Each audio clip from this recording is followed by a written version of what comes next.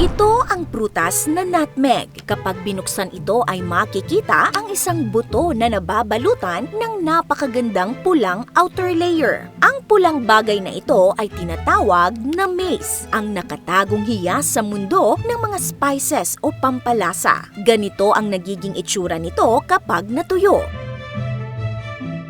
Ang buto naman sa loob nito ay isa ring pampalasa, tinatawag ding nutmeg. Ganito ang itsura ng loob ng fresh na nutmeg, parang utak. Mukhang ordinaryong buto, pero alam nyo bang noon ay mas mahal pa ito kaysa ginto at naging dahilan ng digmaan. Pinag-agawan ito noon ng mga makapangyarihang bansa at marami ang namatay dahil dito. Pinagpalit pa nga ng mga Dutch ang isla ng Manhattan para lamang makuha ang control sa nutmeg. Ngunit dapat mag-ingat din sa paggamit ng nutmeg dahil kapag nasobrahan sa konsumo ay nakakahay o nagdudulot ito ng hallucinations. Ang nutmeg at mace ay parehong nanggaling sa isang peach-like na prutas na tumutubo sa puno ng Myristica fragrans. Ang puno ay maaaring mamunga ng higit sa 60 years at native ito sa isla sa Indonesia na tinatawag na Banda Islands. Ang mace ay pulang membrane na nakapalibot sa nutmeg. Sabay silang lumalaki sa loob ng dilaw na prutas at karaniwang inaani kapag nagsimulang mabiyak sa puno o nahulog sa lupa. Ayon sa Business Insider, sa isang nayon sa India, maingat na hiniwalay ng mga farmers ang mace mula sa nutmeg dahil kapag ito'y napunit o nasira, bumababa ang kalidad nito. Pagkatapos, pinatutuyo ang mace at nutmeg sa araw o sa artipisyal na paraan tulad ng oven. Mahalaga ang tamang oras ng pag-ani at pagpapatuyo dahil kahit isang araw na pagkaantala, madaling magkaroon ng amag o nakalalasong aflatoxin ang prutas, dahilan para bumagsak ang kalidad at presyo nito.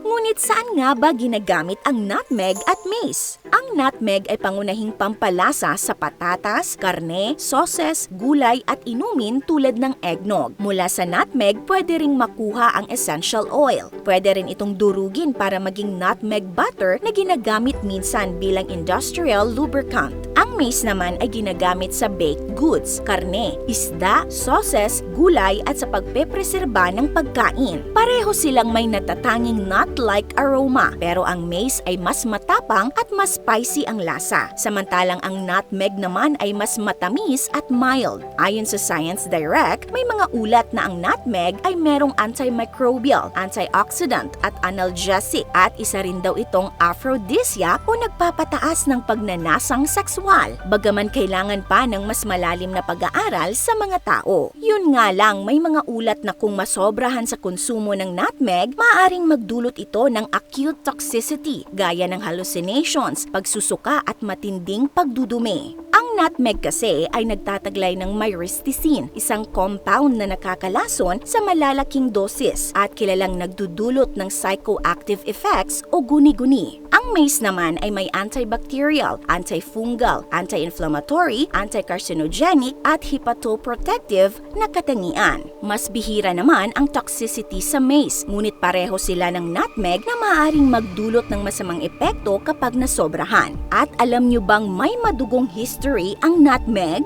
Noon, ang nutmeg ang pinakamahalagang pampalasa sa Europa at pangunahing dahilan ng pagdating ng mga Europyo sa Banda Islands o kilala rin bilang Spice Islands. Noong Middle Ages, sobrang mahal ng nutmeg. Halimbawa, sa isang Germanic price table na ginamit raw noong 1393, nakalista roon na ang halaga ng halos kalahating kilo ng nutmeg ay katumbas ng 7 matatabang baka. May mga panahong mas mahal pa ito kaysa sa sarili nitong bigat sa ginto. Ibig sabihin, mas mahalaga pa ito kaysa sa ginto noon dahil sa kanyang rarity. Kaya naman pinag-aagawan ito ng maraming bansa. Unang nakarating ang mga Portuguese sa isla noong 1512 at pagsapit ng 17th century, marahas silang pinalayas ng mga Dutch. Sa ilalim ng Dutch, halos buong populasyon ng Bandanese, humigit kumulang 14,000 katao ay pinatay at ang mga naiwang buhay ay napilitang magtrabaho sa nutmeg groves. Kaya naman madalas itong tawagin bilang bloody spice. At dahil sa sobrang mahal ng nutmeg, ang isla ng Manhattan Manhattan sa New York ay ipinagpalit ng mga Dutch sa mga British noong 1667 para lamang makuha ang isla ng Ran, isang maliit na isla sa Indonesia na puno ng nutmeg. Sa ganitong paraan, tiniyak ng Dutch ang monopolyo nila hanggang 19th century bago lumaganap ang nutmeg sa iba pang rehiyon. Sa huli, nagdala ng kayamanan ang nutmeg sa mga manlalayag na Europeans, ngunit sumpa sa mga lokal, at ang Bandanese ay naiwang biktima ng kolonisasyon at malupit na kalakalan ng pampalasa. Ikaw ka-awesome, nakakita o nakatikim ka na ba ng nutmeg at mace sa personal? This is Ate O from our Republic. Hanggang sa muli and stay awesome!